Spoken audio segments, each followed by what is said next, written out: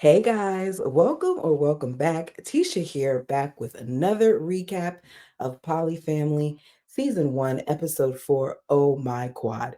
Do me a favor and hit the like button as we jump into this. I'm sorry in advance for the sounds of the fireworks. I am currently on location and it is 4th of July. So between the fireworks and the panting of my dog who wants my attention, my apologies. But let's go ahead and get into it. So it is Christmas time, you guys, and we begin this episode at the local Santa event that's held every year in the community. All the adults and the kids are there because it is tradition. There's a writing letters to Santa station, and there's a coloring contest, and a hot chocolate slash hot apple cider station, and an area to take pictures with the man himself.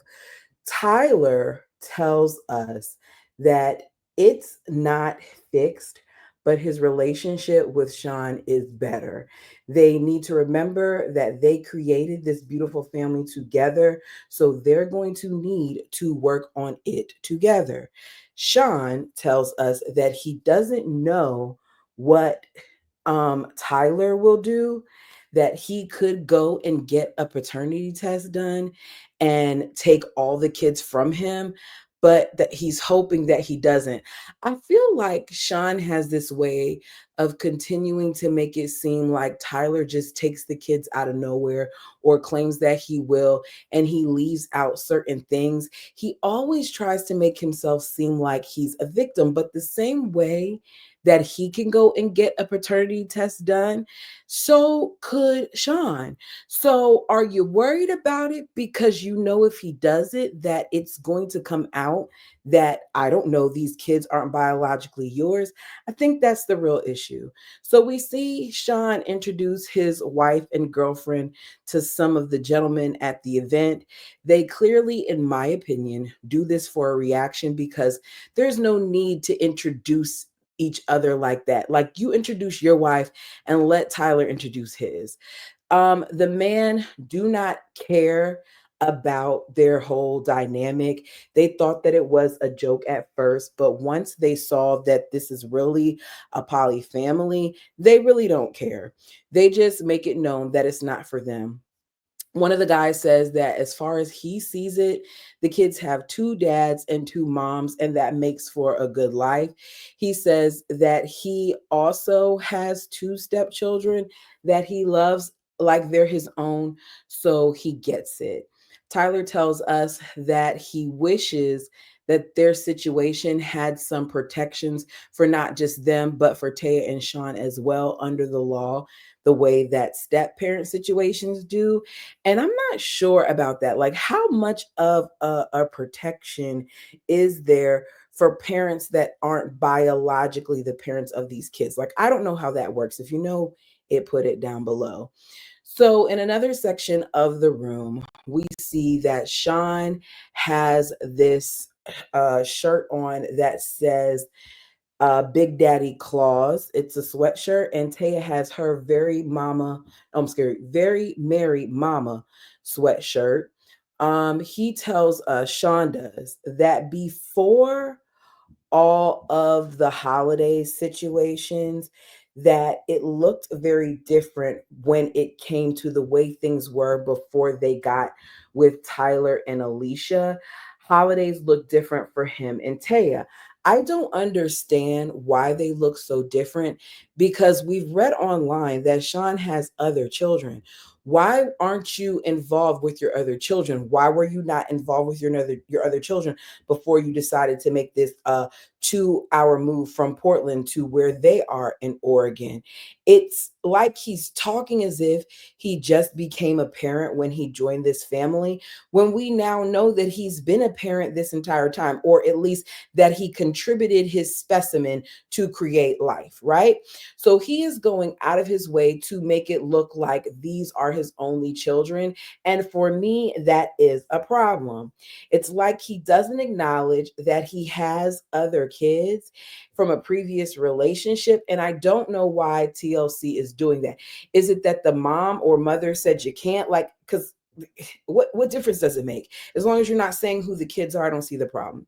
So Taya loves that they've grown as a family, while Sean says that they went from a married couple with no kids to multiple couples with 5 children together. I just feel like they're a bunch of liars because they're not acknowledging the other part of the situation. So we see Sean and Taya and the kids, and they're taking pictures. The kids are taking a picture all together. Then there's the kids with their moms. Then we see Sean and Taya together, Sean and Alicia together. I don't understand why the adults are doing it.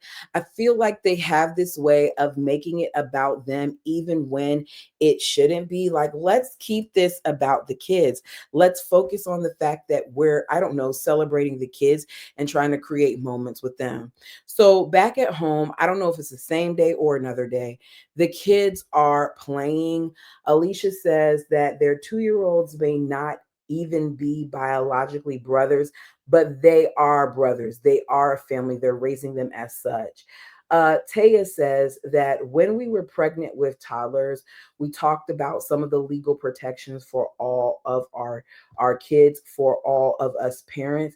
And one of the things that they thought about was third party adoption, because at this stage, only the spouses' names are on the birth certificate. That means whether or not that's as Sean's kids, or whether or not that Tyler's kid that Alicia had is his or Sean's.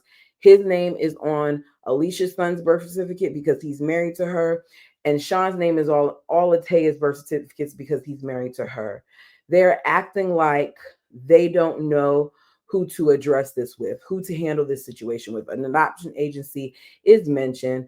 Bottom line is Sean and Taya are worried about being separated from the older kids. Taya says that she believes that um, a third person can be added to the birth certificate, um, and then that other person becomes like a step parent since they're married. I don't know what the truth is about that.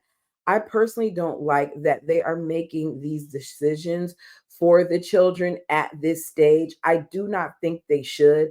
I think that they should wait until the children are of age, like 18, to really have that decision. But then again, because they are minors, should something happen to them, that does become an issue, because it's like, wait a second, if they pass or if they get hurt, anybody could try to take these kids. So the smartest thing in my mind to do would be to have a will in place, but we'll talk about that later because they're going to go to a family attorney. So Sean says that he loves his kids more than anything in the world. I guess he means the kids that he's talking about on this show. Once again, I have a problem with it. So it's another night. They are passing baby Q around once again like he's a hot potato. He gets to Taya and she smells poop. Taya, to me, is really living that soft girl life. I feel like Taya gets to, because she's supposedly the stay-at-home mom and because she just gave birth, we see that like the men are changing the diapers, and we see that, they're doing bottle feedings when they can, and they're giving baths and things of that nature. And I feel like Taya don't really do a lot of changing the diapers on most occasions if the men are there. Now that could be because during the day she has them, but it just made me wonder. Anyway, so Tyler takes him to go change. The producers ask who's most likely to get up and change the baby at night. Taya says it depends on whose night it is, that it's mainly the men. Sean always gets up right away, whereas Tyler kind of needs to be nudged. I feel like one of the reasons why Tyler may need to be nudged is because I'm assuming, because of what was said during the episodes prior, that Tyler works long hours. And because he works long hours, at the end of the day, he's more exhausted. So the adults talk about how they haven't had much time for romance with all the kids and with the newest addition. Um, so they decide that they're gonna start to do like a date night situation. So the men are gonna, because it goes back and forth about what they're gonna do. They end up deciding that they're going to do rock, paper, scissors. The guy that wins gets to pull the name out of the bowl to see who's gonna go on a date first. So Tyler wins. He picks out the name and it says Taya, and he's all smiles. Seems to me like everyone wanted to get Taya, because even Sean says that he hasn't been out with Taya in forever and he's just bummed. He says that Taya is his best friend, his wife, and he wants to spend as much time as possible with her. It's just this ongoing thing to me that no matter how they try to push this, at some point, it seems like Alicia or Sean feel left out. Sean's issue is with children. Alicia's issue seems to be with intimacy and with feeling wanted and desired. She gets jealous a lot. So she points out that she's bummed too, because even though she hasn't given birth to this newborn baby, that it is taking time away from her too, because the guys are tired. They are up a lot with Taya and with baby Q. So on her nights when it's her turn with these men, rather than her getting to enjoy them, the men are exhausted and all they want to do is sleep. That goes back to her and that lack of intimacy piece, right? We'll talk about that later. So Tyler keeps talking about how this is a chance to have romance, and he's looking at her like he is ready to devour her. I mean, the way that he looks at Taya, I can tell that he and Taya have a really, really good time when it comes to that department, right? So they make a joke about Tyler being really horny. Alicia tells us that she established a boundary a long time ago when it comes to their situation, that she does not want to know about how either one of the men are when it comes to Taya, because she can clearly see that Taya does things for them that she doesn't do. And she can see how Taya and Tyler seem as if they have a deeper connection. And as a result of that, she compares things. She admits that part of her jealousy comes from the clear bond that Taya has with Tyler. I think that the problem is that what Alicia isn't realizing also is that her and Tyler have been in this marriage situation much longer than Taya and Tyler have dated. So their stuff is fresher. However, if it's a problem, then make more time for you and your husband. And rather than worrying about what he has going on with Taya, why don't you explore a little bit? I'm not saying try to do what she does, but open yourself up more to your husband. So they head to the attorney's office. I think she's a family attorney. They call her Ray. They fill Ray in on the situation. Ray admits that she's never dealt with a situation quite like this, that she hasn't dealt with polygamous. She asks if they know who the paternity or what the paternity is when it concerns the kids. Sean says no, we'll never know. Both of the men are like, no, we don't know. It's giving to me that Sean really doesn't want to know. That's what it's giving. So Ray says to do a third party adoption, one parent is going to have to terminate their parental rights, which would mean in this case, Tyler. Meaning Tyler would have to terminate his rights to the older kids for Sean to adopt them. This, to me, reminds me of the Browns. Y'all know what I'm talking about, where Cody and Robin kind of tricked Mary into this situation, right? But Tyler isn't about to make the same mistake that Mary made. Tyler isn't about to make the same mistake that Robin's ex husband made, because he is not letting them take his name off of that birth certificate. And I don't blame him. He's not giving his rights away. Tyler's like, yeah, that's not going to go. If you watch the Browns, like I said, you know that not only did they do that, but those kids, after the adoption went through, they got a new birth certificate that had Cody's name on it, which really, really troubled me. But it's like you erase the biological parent. So, long story short, it's not happening because no judge is going to just go ahead and put all four of them on the birth certificate. They can appeal, but they like there's no legal basis for this, right? Y'all can try to do whatever you want to do. This lawyer is saying it doesn't make sense. So Taya cries because for her, every time they try to do something like this, they're met with a wall, and it's frustrating to her. So the next day we see them meet with Taya's dad, who's called James, and his brother, her brother, that's also called James, and her sister, I think her name was Olivia. The dad to me looks younger than Sean. Makes me wonder if the father and Sean are the same age. As I said, we met her siblings. Her sister Olivia is 15 years younger than her, right? So Taya's dad says that he was skeptical of the situation when they decided to enter into polygamy, but he is willing to support it as long as his daughter is happy. They tell him about the situation and what happened at the attorney's office, and he says that he's sorry that they didn't get a response. Um, Either way, he's going to be there for them. Alicia worries, like, if something were to happen to her or Tyler, what would happen to her kids? Because if someone doesn't agree with their situation, they can just come and break the kids up from their family. As I said earlier, I don't know how substantial it is or if it would help, but make a will. There's ways around this. I just feel like they didn't think enough about this situation when they decided to enter it. So James Taya's dad is going to help in any way that he can. He loves them and their kids. So later we see Tyler bathing the toddlers. The dog is chilling in the baby's bobby pillow, and Taya gets a FaceTime call from Lexi. Let me tell you something, right? Taya likes Lexi. Oh, I'm sorry, not Lexi, Lex, right?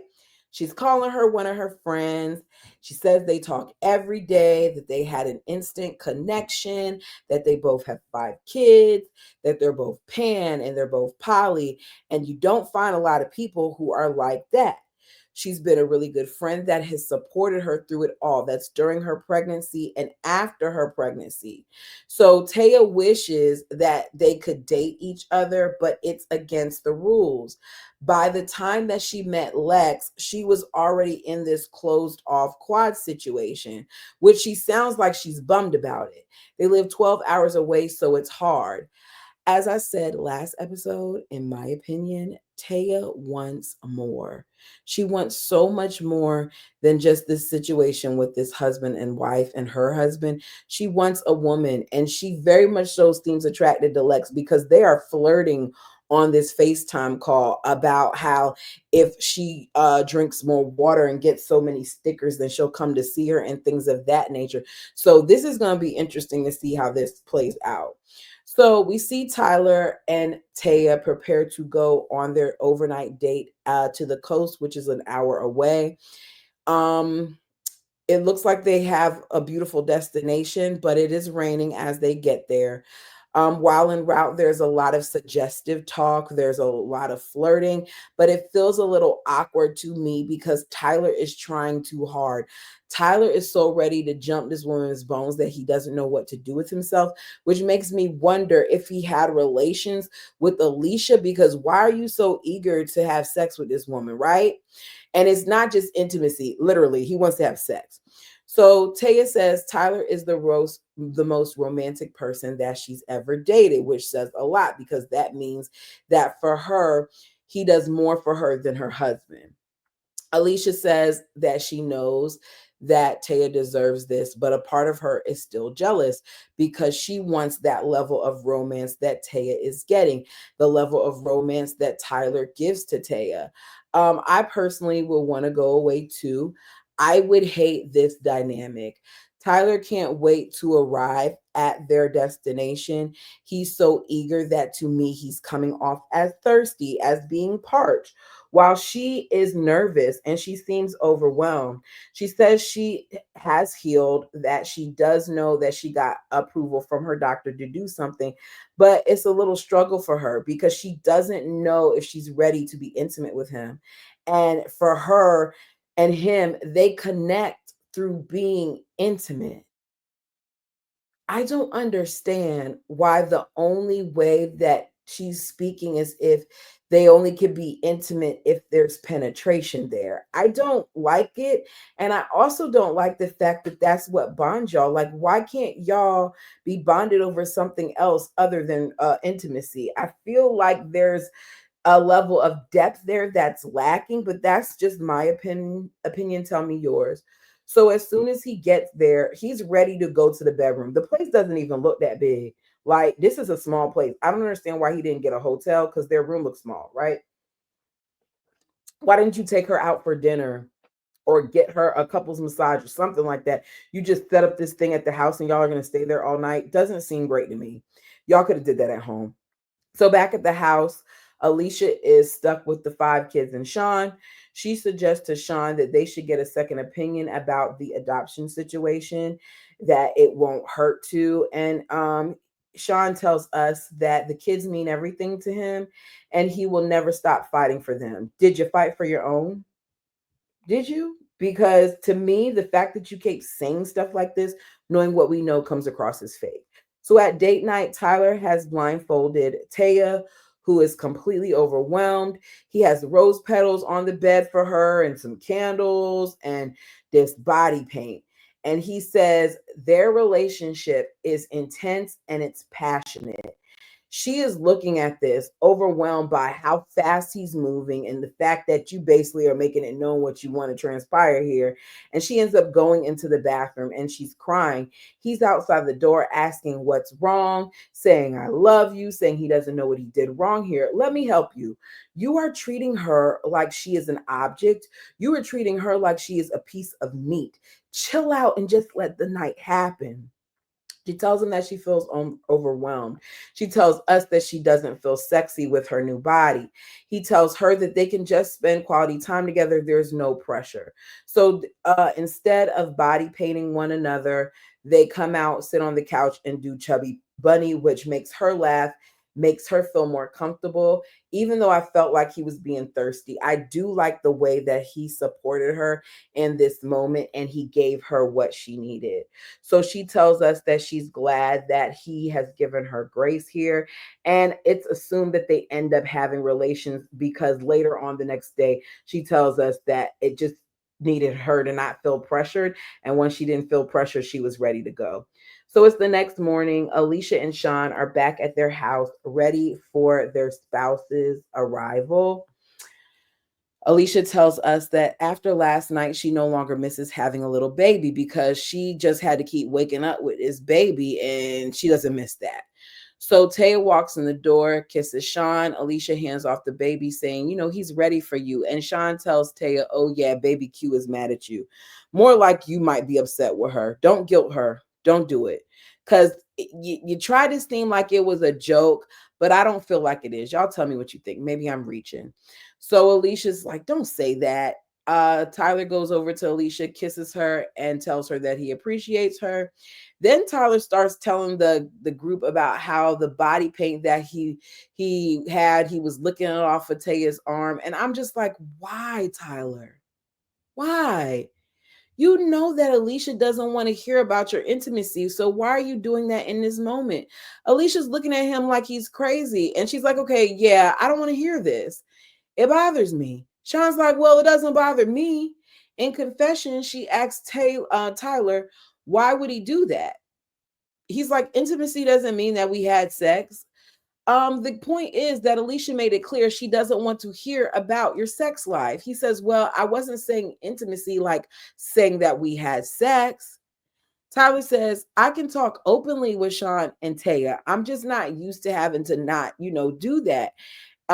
And she's like, okay, this whole thing is weird because now I know that y'all sit around and y'all talk about these things. She tells us that for her, she had issues with jealousy, and that with hearing this situation, it just came flooding back to her because she's just being reminded that she is the only person in the room that has issues with this. I don't think that Alicia is happy with this situation. I think Tyler, Alicia, and Sean get lots of loving, and I think that she's just there. She doesn't have that kind of connection with Sean that Tyler obviously has with Taya, and that it seems like Sean may have with Taya too. So she feels like she's missing out on something. I feel like if she and Sean were super intimate with one another, and if they did spicy things, the same types of things that Tyler and Taya did, I don't think that there would be as much of an issue. But it's clear based on the clip of next week that, as Sean says, she's very vanilla, which means that Taya seems to be more kinky. Anyways, that's all I have. You guys, let me know what you thought of this episode. Thank you guys so much for joining me. Until next time.